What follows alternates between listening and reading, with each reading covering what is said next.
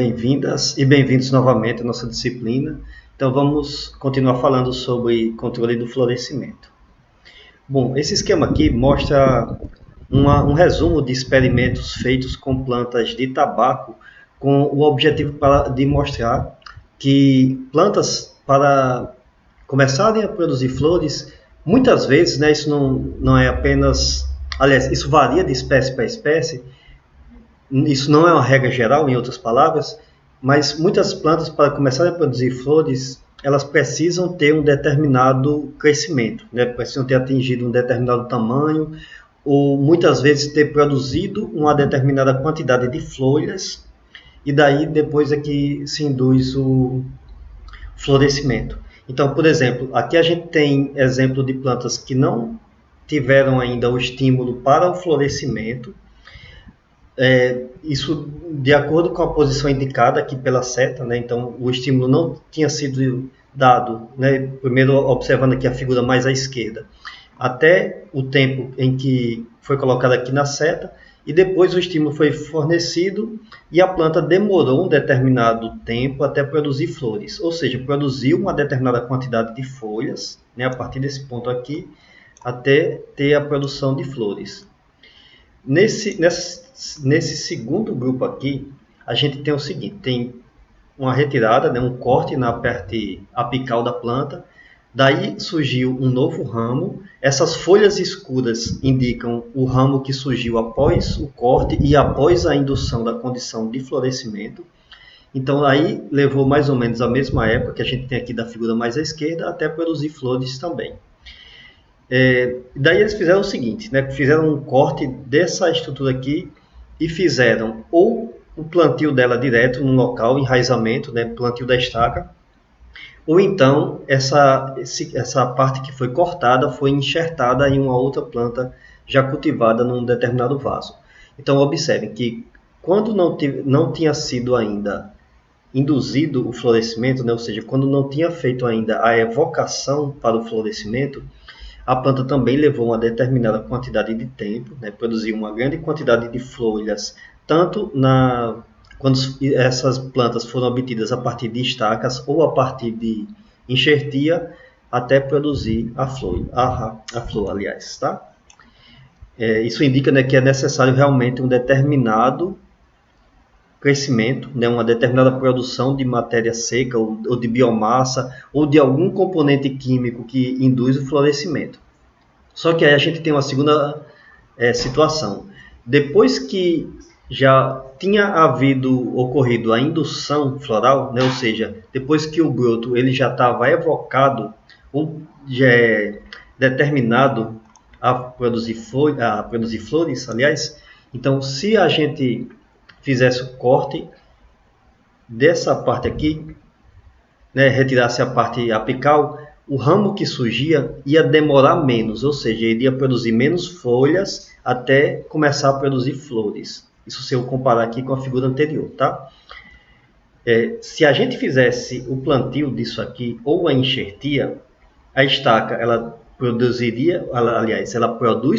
flores muito mais rápido do que na situação anterior, onde não tinha sido determinado ainda o início do florescimento. E a mesma coisa serve para a enxertia, né? Então, ou seja, né, já tinha sido determinado, já tinha ocorrido o estímulo químico para a planta começar a produzir flores, então isso significou que ela demoraria um tempo menor, ou demora, né, na verdade, isso é nas condições experimentais, mas isso ocorre na prática, demora um tempo menor até produzir flores. É o que a gente observa muitas vezes na prática também, né? Que é até o que eu comentei no vídeo anterior. Muitas vezes a gente compra uma muda obtida a partir de estacas, ela vai começar a produzir flores muito mais cedo do que uma que seja plantada por sementes. Por quê? Porque muitas vezes, quando a gente obtém a estaca, essa estaca já estava determinada a florescer. Vou voltar aqui no esquema que eu mostrei no vídeo anterior, né, que eu mostro a sequência de crescimento vegetativo. Depois vem a planta se torna, a partir de uma determinada idade ou de um determinado tamanho, ou de uma determinada quantidade de biomassa competente para florir, mas ainda assim ela vai depender de um estímulo ambiental, que induz o florescimento. Por exemplo, está mostrado aqui fotoperíodo, que é o que eu vou comentar bastante aqui nesse vídeo de hoje, mas tem outros estímulos que podem acontecer. E daí a planta, então, ela está determinada a florir exatamente o que eu mostrei aqui nesse esquema, tá? Na situação B aqui, ou na situação segunda, as plantas estavam determinadas, ou seja, elas já tinham atingido um determinado tamanho e já tinham percebido o sinal ambiental que induzia o florescimento. Nessa outra situação aqui, não, tá? Elas não estavam determinadas ainda. Então, daí, né, vem um outro sinal, por exemplo, hormônios, que vai ser transportado.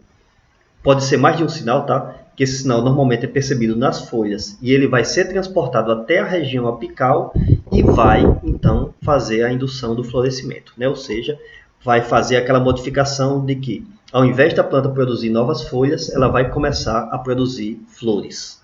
Tá? Eu comentei isso rapidamente também no vídeo anterior. Então, isso mostra para a gente o seguinte, que as plantas elas dependem de um determinado período para começar a produzir flores, né? Então, isso depende da idade. Isso é lógico e a gente observa isso na prática também, né? Plantas germinadas por sementes, por exemplo, elas vão ter um determinado período até estarem aptas para produzir flores. Isso aqui é um trabalho experimental também feito com essa espécie aqui, Lolium temulento, em que a gente observa aqui no eixo X número de dias em ciclo, número de ciclos de dias longos. Daqui a pouco eu explico direitinho o que é dia longo, tá? Mas só para a gente entender aqui nesse exemplo, dia longo é o seguinte: são algumas plantas, elas dependem de uma determinada quantidade de horas de luz durante o dia, durante o período normal de 24 horas, né? Por exemplo, uma quantidade maior do que o que ela tem em média durante o ano, para começar a produzir flores. Então, a gente observa aqui 3 situações. As plantas que são mais jovens, que estão mostradas aqui por essa linha mais abaixo, elas tinham, por exemplo, 2 a 3 flores, aliás, 2 a 3 folhas já produzidas. Então, isso indica que elas demoram um tempo maior dentro do período de estimulação aqui, que é o número de ciclos com dias longos. Enquanto que se a gente pega uma planta um pouco mais jovem, mas já apresentando de 4 a 5 folhas, ela vai ser induzida a florescer mais cedo e também vai produzir quantidades maiores de flores. Nesse caso aqui foi medido o comprimento da espiga. Tá? Isso é uma planta que produz inflorescência do tipo espiga. Então, quanto maior a inflorescência, maior a quantidade de flores. E vocês observam aqui também que a indução da produção de flores está ocorrendo mais cedo, né? Ou seja, está dependendo de uma quantidade menor de ciclos com dias longos. E se a gente pega uma planta mais adulta, aí a gente vai ter uma indução mais cedo e em uma quantidade de flores maior ainda. Tá? Então, isso mostra uma interação ocorrendo entre o tamanho da planta, medido aqui pelo número de flores, e um fator ambiental que induz, aliás, o tamanho da planta medido pelo número de folhas, tá? E também aqui um fator ambiental que é o estímulo ambiental induzindo o florescimento aqui, que é o número de dias longos. Bom, então já que eu falei aqui de dias longos, vamos definir mais detalhadamente o que é que isso significa, tá? Existem 2 grupos de plantas, existe um terceiro que eu comento daqui a pouco, tá? Que é o seguinte, que são plantas que são classificadas como plantas de dias longos. Isso significa, tá? É bem intuitivo para a gente entender isso. Isso significa que a planta precisa de um comprimento de dia maior, né? Ou seja, mais longo, mais horas de luz para começar a produzir flores. E existem plantas que são chamadas de plantas de dias curtos, que são plantas que só produzem flores quando os dias começam a ficar mais curtos, ou seja, as horas de luz começam a ficar mais curtas. Então, isso, consequentemente, o período de escuro, né, ou a noite, vai se tornando mais longa. Mas, na verdade, o que induz o estímulo para que a planta comece a produzir não é exatamente o comprimento do dia. Na verdade, na verdade, a planta perceber um comprimento crítico do dia e daí ela começa a produzir flores. Tá? Isso aqui é só um exemplo. Esse número de horas que a gente está vendo aqui no eixo X, número de horas de dias, né? Então a gente tem aqui, por exemplo, 6, 8, 10 e por aí vai. Números de horas de luz, em outras palavras. E aqui a gente tem na parte de baixo o número do comprimento da noite, né? Ou seja, número de horas no escuro. Então, observando só aqui a figura em vinho, tá? Que são as plantas de dias longos. Vocês observam, né, que nesse exemplo aqui, por exemplo, se tiver 6 horas de luz, ela não produz flores. Se tiver 8 horas, ela não produz flores. Se tiver 10 horas de luz, ela não produz flores. Mas aqui entre 11 e 12 horas de luz, ela já passa de 0% de florescimento para 100% de florescimento. E daí, né, o dia pode continuar longo, que ela vai continuar produzindo flores. Até chegar ao extremo aqui de 24 horas, que isso daqui só vai ser obtido em laboratório, tá? Em condições naturais, isso existe raramente em algumas partes da Terra, mas nos polos, né? No Polo Norte e no Polo Sul, onde é muito raro, né, acontecer. Apenas se alguém levar uma planta para lá para tentar estudar isso, né? Mas ela provavelmente não resistiria ao frio. Então, ou seja, precisou de uma quantidade maior em relação ao que tinha antes para começar a produzir flores.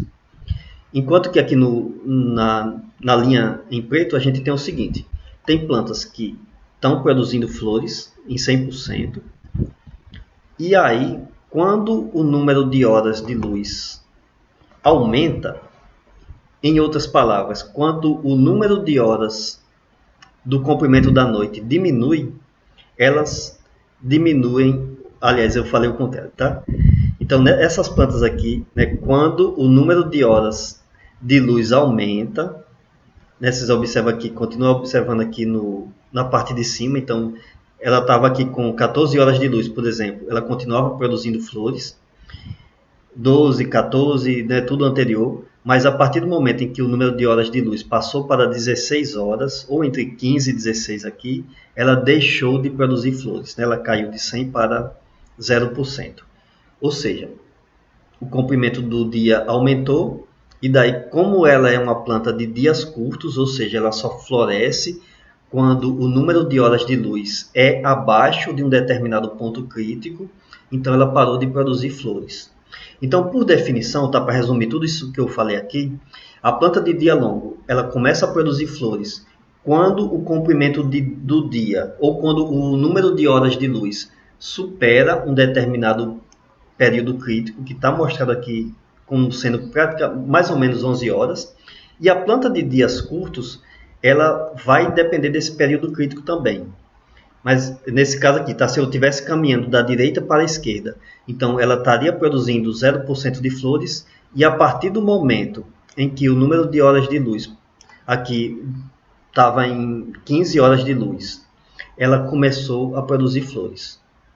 Tá? E aí, se isso daqui continuar diminuindo, né, 15, 14 e por aí vai, então ela continua produzindo o máximo possível de flores. Por quê? Porque o estímulo aí foi o comprimento do dia diminuir, o comprimento de número de horas de luz durante o dia diminuir em relação ao período crítico que induzia a estimulação do florescimento.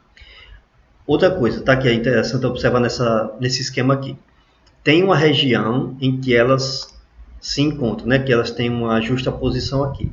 Então, se a gente quer saber se uma planta é de dia longo ou de dia curto, não é medir apenas o comprimento do dia em que ela está produzindo flores. A gente tem que testar ela em diversos comprimentos de luz e de escuro e ver se a partir do período crítico ela começa a produzir luz, aliás, ela começa a produzir flores quando aumenta a disponibilidade de luz, ou se a partir do período crítico ela deixa de produzir flores quando aumenta o comprimento de luz. Aí, nesse caso, a gente vai ter, respectivamente, plantas de dias longos e plantas de dias curtos. Tá? Espero que tenha ficado claro, né? Porque nem sempre é fácil a gente entender esse conceito, né? Apesar de que à primeira vista parece bem intuitivo. Então, vamos adiante, tá?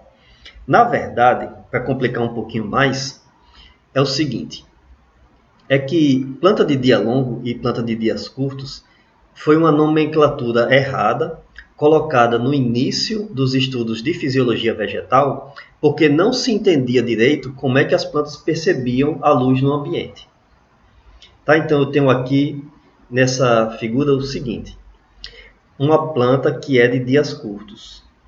Em outras palavras, uma planta que só produz flores quando o período de luz, que é o que está mostrado aqui em amarelo nessas barras aqui de cima, passou de um limite crítico, que é essa linha tracejada aqui. Então imagine no período de 24 horas.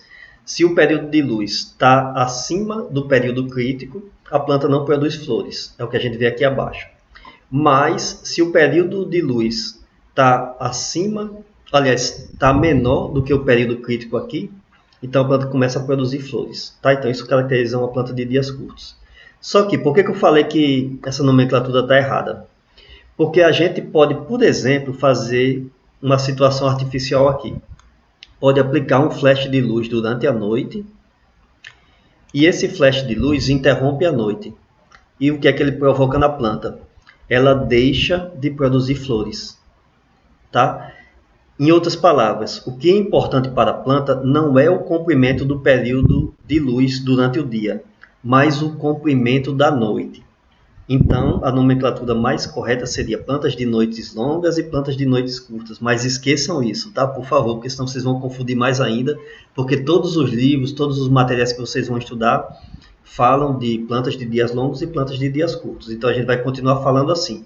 Mas sempre lembrando que se a planta é de dia curto, consequentemente ela é de noite longa.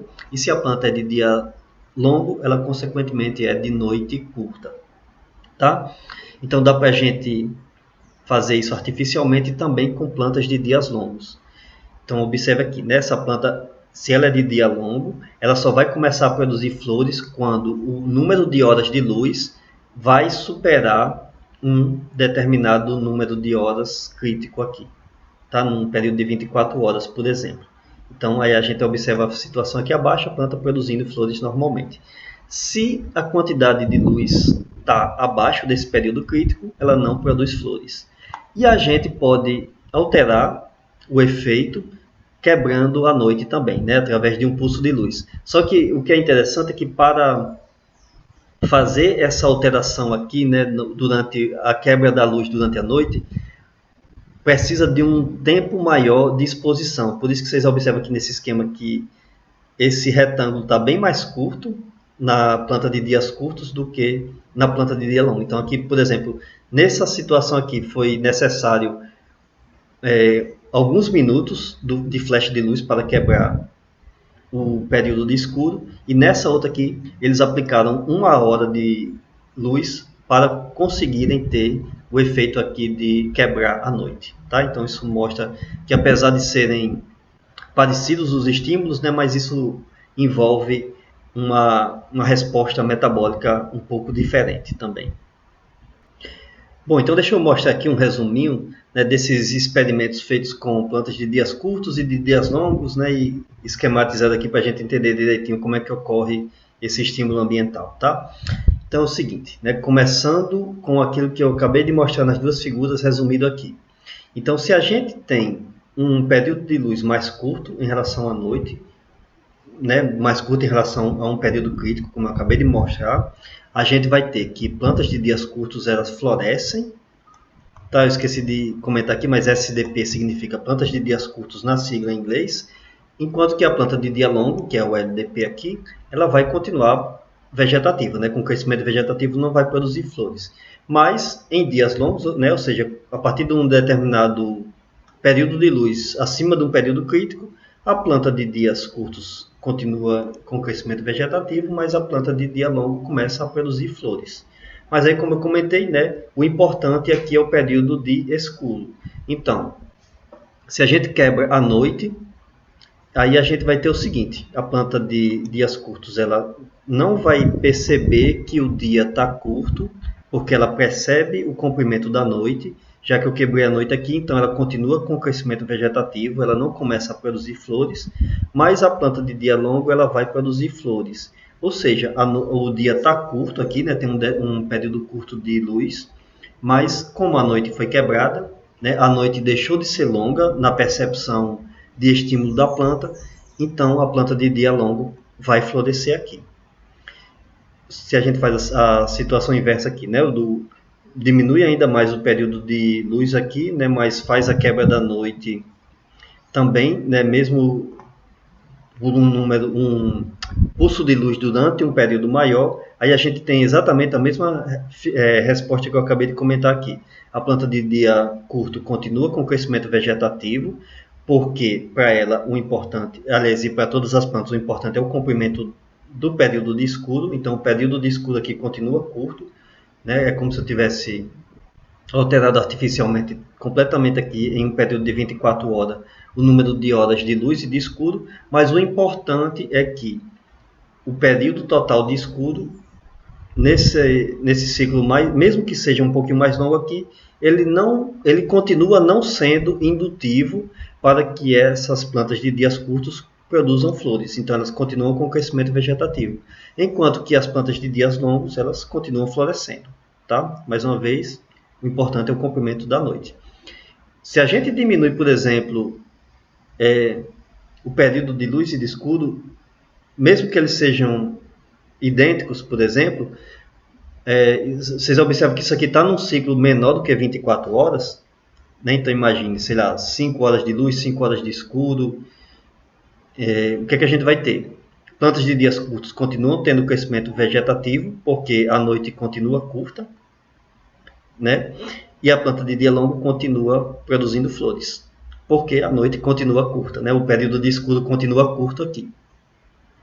E se a gente faz um ciclo maior do que 24 horas, sendo que o período de escuro é acima de um determinado período crítico, tanto para a planta de dia longo quanto para a planta de dia curto, então a planta de dia curto, nesse caso aqui, vai florescer, porque ela está medindo o comprimento da noite, e as plantas de dias longos vão deixar de florescer, tá? Porque também elas estão medindo o comprimento da noite. Não importa se o período de luz foi longo aqui, tá? Porque provavelmente esse período de luz aqui seria indutivo para o florescimento nas plantas de dias longos.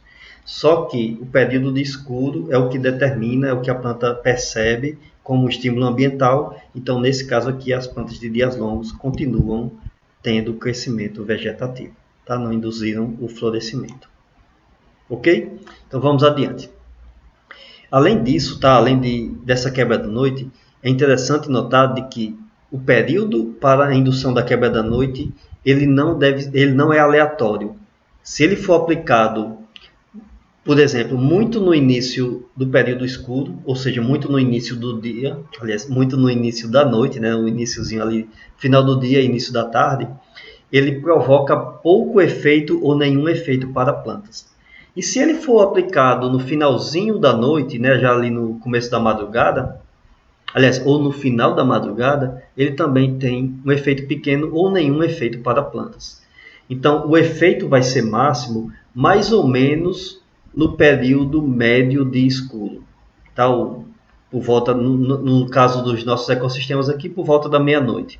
Isso vai variar de ecossistema para ecossistema, né? Mas, digamos assim, no período médio de escuridão é onde o estímulo vai ser máximo. E aí a gente vai ter o seguinte: se a planta é de dias curtos, a gente vai quebrar, se a gente quebrar à noite, mais ou menos no meio do período de escuro, aí as plantas deixam de produzir flores. Mas no caso da planta de dia longo, então o efeito é inverso. Tá? A planta de dia curto que está mostrada aqui é essa Xanthium, tá? Com SDP.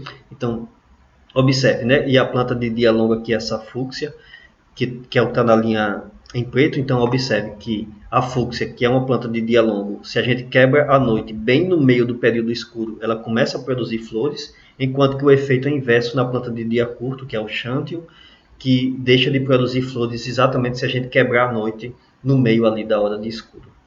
Tá? É o que está mostrado basicamente aqui nessa figura. Por que ocorre, então, essa situação de que se quebrar no meio do período de escuro, a gente tem um efeito maior do que se a gente quebrar, por exemplo, no início ou no final do período de escuridão? Então já dá para imaginar de que o relógio circadiano ou os ritmos circadianos, estão envolvidos nessa resposta. Bom, então para exemplificar esse efeito do ritmo circadiano, isso aqui é um exemplo de experimentos com plantas de soja, que são plantas de dias curtos, né? Em outras palavras, são plantas que se a gente quebrar à noite, que planta de dia curto significa que são plantas de noites longas, né? Eu acabei de comentar isso. Então, se eu quebrar à noite, ela deixa de produzir flores, mas se a gente não quebrar à noite, por exemplo, a noite vai continuar longa, então ela vai continuar florescendo. Então, o que é que eu tenho aqui nesse esquema, tá? As plantas, elas antes estavam sendo cultivadas na luz, que é o que está mostrado aqui nesse retângulo em amarelo, e depois elas foram transferidas totalmente para o escuro, então, né, que são o número de horas durante o dia, né, e na sequência depois que elas foram colocadas no escuro. E na linha, nesse gráfico em rosa aqui, a gente vê um efeito de sensibilidade à luz, que é um efeito controlado pelo ritmo circadiano. Tá? No início não se entendia bem como é que isso funcionava, mas hoje já se observa que se é um efeito cíclico, que se continua ocorrendo, mesmo que vai ser colocado no escuro, isso mostra o envolvimento do ritmo circadiano no controle dessa sensibilidade à luz. Então observem o seguinte, né? Se a gente faz a quebra da noite no período em que as plantas estão mais sensíveis à luz, né, nesse período máximo, isso significa que elas não vão florescer. Tá? Florescimento 0% aqui. Se a quebra da noite ela é feita no período em que a planta está com sensibilidade mínima, então isso não tem nenhum efeito para a planta. Ela continua florescendo o máximo, né? Ou seja, ela continua se comportando como uma planta de dias curtos, continua entendendo que a noite continua longa ali. E aí isso vai variando, né? Tanto que são inversos aqui as curvas de sensibilidade e da resposta fisiológica que a gente teve no florescimento. Então, mais uma vez, o período de sensibilidade máxima ocorre. Se for feita a aplicação do pulso de luz nesse período de sensibilidade máxima, a planta deixa de florescer, mas se o pulso for aplicado no ponto de sensibilidade mínima, a planta continua florescendo. E com o tempo, né, o relógio circadiano ele vai se desfazendo. Mas isso mostra, né, o envolvimento do relógio circadiano, né, ou dos ritmos circadianos, no controle do florescimento. Por isso que eu falei agora há pouco, né, que se a gente aplica a quebra do período de luz, aliás, a quebra do período de noite, mais ou menos no meio do período de escuridão, é o ponto onde tem efeito máximo, tá? Exatamente por causa do envolvimento do ritmo circadiano. Então, né, como é que ocorre isso, essa resposta a nível molecular, né? Ainda falta muita coisa para se entender, mas alguns estudos feitos principalmente com Arabidopsis e com arroz mostram que essa percepção da sensibilidade ela está envolvida, que envolve o ritmo circadiano, né? Ou seja, que envolve o relógio circadiano, ela está envolvida na circulação ou na síntese e degradação de algumas proteínas. Então, por exemplo, as plantas de Arabidopsis, que são plantas de dias longos, se elas têm um período de luz aqui, digamos, que é abaixo do que é o período crítico para que ela comece a produzir flores, ela vai sintetizando o RNA mensageiro dessa proteína CO aqui, que ela é importante para o controle do florescimento. E esse RNA mensageiro ele vai sendo produzido, né, principalmente durante a noite, mas isso daqui não resulta no aumento na proteína CO. Tá? Por quê? Porque o RNA mensageiro ele vai sendo produzido e ao mesmo tempo ele vai sendo degradado. Então, observe que durante os períodos, as horas de luz, o RNA mensageiro está num nível baixo, durante o período de escuro ele está num nível alto, mas a proteína continua no nível baixo. E, consequentemente, uma outra proteína que é regulada pela proteína CO, que é a chamada, que é o RNA mensageiro aqui da proteína FT, ele continua baixo também. Tá? Essa proteína FT ela é importante como sinalizadora, né, como eu comentei agora há pouco. O estímulo luminoso é percebido na folha e é transportado até a região apical para modificar de crescimento vegetativo para crescimento reprodutivo. Então, dos fatores que provocam essa alteração, pelo menos no caso de Arabidopsis, é essa proteína FT. Mas que a produção continua baixa porque o RNA mensageiro praticamente não é produzido em condições de dias curtos aqui. Mas se a gente passa para a condição de dia longo, aí o que acontece? Mais uma vez, o RNA mensageiro da proteína CO continua sendo produzido mantendo um ciclo muito parecido com o ciclo circadiano, apesar de uma pequena variação aqui durante o período de escuro. Mas como ela é uma planta de dia longo, a partir do momento em que o número de horas de luz atinge um período crítico, aí ocorre um acúmulo da proteína CO. Tá? Então veja que a partir daqui ocorreu um aumento na proteína CO e também ocorreu um aumento na proteína FT, aliás, no RNA mensageiro da proteína FT, que consequentemente vai induzir um aumento na proteína FT. E isso vai induzir florescimento nas plantas. Tá? Então, isso mostra uma coordenação entre o relógio circadiano e, a síntese e degradação de proteínas para o controle do florescimento. Então, no caso de plantas de arroz, que são plantas de dias curtos, o controle na percepção do sinal pelo comprimento do dia é muito parecido com o de Arabidopsis, só que aqui envolve proteínas diferentes. Mas observe, tá? Esse RNA mensageiro da proteína HD1, ele varia ao longo do dia, obedecendo um ritmo circadiano e também dependendo do número de horas de luz, né? Ou seja, um estímulo ambiental direto e o estímulo interno do relógio. Então veja que ele diminui a quantidade durante o dia e acumula-se durante a noite, principalmente no início ali da noite. Só que, como é uma planta de dias curtos, ou seja, que floresce a partir de um comprimento de horas de escuro acima de um período crítico, então a proteína HD1 ela não se acumula. A proteína HD1 ela é inibidora dessa proteína HD3A aqui. Então, se ela não se acumula, a HD3A vai aumentar a concentração durante o período de escuro. Aqui eu estou mostrando a RNA mensageiro dela, mas a proteína aumenta também. Aí essa proteína vai ser transportada até a região apical, né, até os meristemas, e vai alterar o crescimento de vegetativo para reprodutivo. Se o período de luz é curto, ou seja, se é um dia longo, né, muitas horas de luz, então a proteína HD1 vai ser sintetizada, então o RNA mensageiro continua com o ciclo de aumento na síntese durante a noite e diminuição durante o dia, mas aí nesse caso ocorre um efeito paralelo, né, entre aumento do RNA mensageiro e aumento da proteína, e aí, consequentemente, como essa proteína é inibidora da HD3A, então o RNA mensageiro da HD3A não vai aumentar, e aí, consequentemente, a planta não vai florescer durante o período aqui, né, num dia mais longo, por exemplo.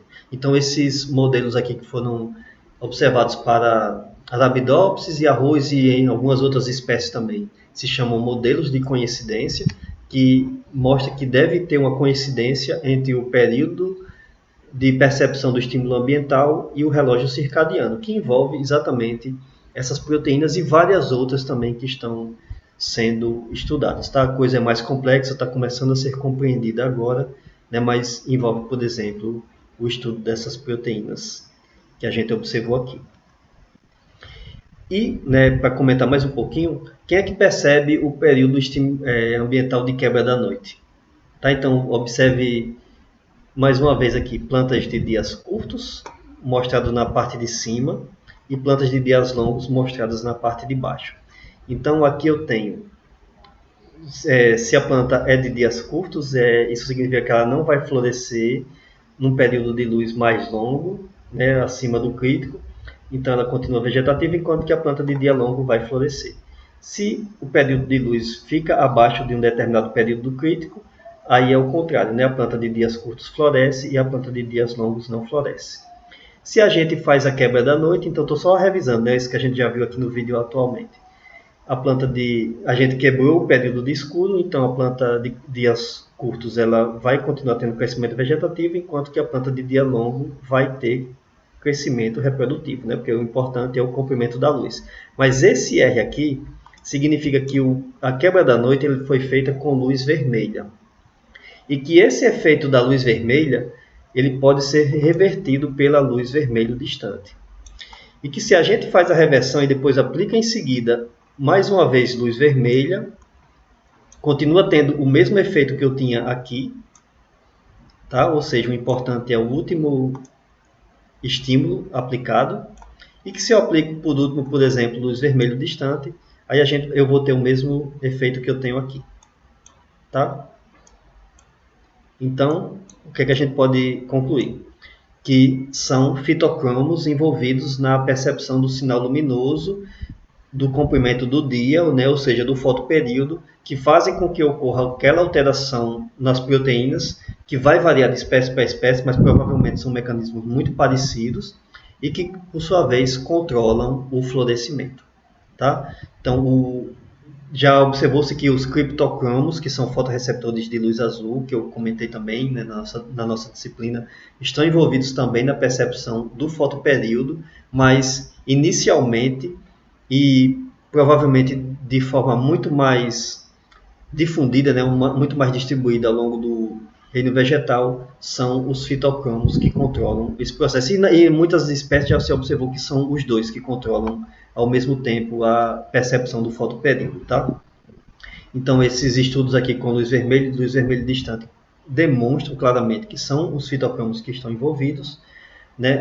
Aqui tem um outro estudo comprovando também o envolvimento de fitocromos em duas espécies aqui, na Xanthium e Farbitis, que a gente observa aqui o período de inibição do florescimento pela quebra da noite, ou seja, essas plantas aqui são plantas de dias curtos, então se a gente quebra a noite, a gente vai ter uma inibição do florescimento delas.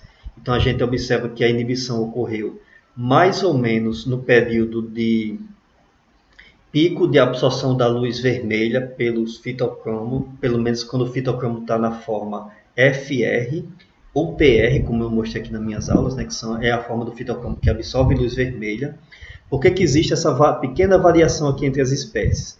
É que o experimento com Xanthium aqui ele foi feito com plantas que já estavam sendo cultivadas na luz.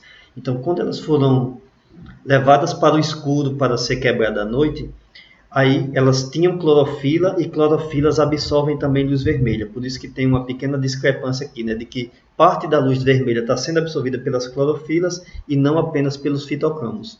Mas a Farbitis foi cultivada no escuro, então ela não tinha clorofila, e aí se observou, né, que no caso dela, a quebra do estímulo para o florescimento ocorreu exatamente no pico de máxima absorção do fitocromo. E a reversão da resposta, ou a reversão da inibição do florescimento, quando se aplica, por exemplo, luz vermelho distante, ocorreu exatamente no pico de absorção do fitocromo quando ele está na forma PFR, né, o fitocromo que absorve luz vermelho distante. Tá? Para mostrar claramente que os fitocromos estão envolvidos na percepção do fotoperíodo para o controle do florescimento. Tá? Como eu comentei, tem dados mostrando também que envolvimento de criptocromos, mas esse estudo de fitocromos ele é muito mais, ele foi feito com muito mais espécies, né? Ele é foi uma característica que se descobriu muito antes, então a gente já observa essa resposta ocorrendo em diversas espécies de plantas. E mais uma vez, para mostrar a importância dos fitocromos no controle do florescimento, isso aqui foi um experimento feito com Arabidopsis, em que as plantas foram cultivadas durante luz contínua de 72 horas e depois foram transferidas para a luz vermelha distante. Então, lembrando, né, a Arabidopsis é uma planta de dias longos, e se a gente colocar ela em luz vermelha distante, a gente vai reverter o efeito da luz vermelha, tá? ou o efeito indutório que poderia ser provocado pela luz vermelha. Então, mais uma vez, né, a sensibilidade da luz varia de acordo com o ritmo circadiano. E se a luz vermelha distante ela é aplicada no período de máxima sensibilidade, isso significa que as plantas vão florescer o máximo possível, porque exatamente o estímulo que foi dado pela luz vermelha está sendo revertido aqui pela luz vermelho distante. Tá? tá? Então veja que varia a sensibilidade, varia a resposta também de indução de florescimento, né? Mostrando que o ritmo circadiano controla a sensibilidade e que essa sensibilidade é controlada também pela percepção da luz ambiental pelos fitocromos. Bom, pessoal, então é bastante assunto, né? A gente fica por aqui. Na sequência eu vou finalizar esse assunto de controle de florescimento, falando um pouquinho mais sobre a transmissão dos sinais. Muito obrigado pela atenção e até a próxima.